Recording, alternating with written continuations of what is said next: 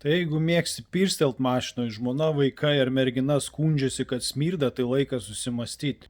Tai laikas įsigyti aromo diffuserį, kuris numuš jūsų bezdalo kvapą greitai ir nesunkiai.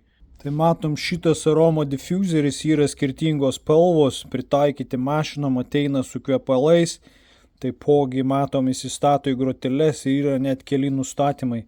Tai jis yra pilnai pakraunamas, tai yra didelis pliusas, kadangi pilnai pakraunamas, tai nereikia sukti galvos, kada jisai nustos veikti arba tarkės pasibaigs. Tai vis galima įjungti, matom ir užkrauti. Tai vėl minėjau, yra skirtingi settingai, yra netgi nuo vibracijos, judesio ir panašiai. Tai galima viską sureguliuoti ir matom išmeta vis dūmelį. Tai toks vadinamas nano rūkelis ir aišku kvapai yra įvairūs skirtingi.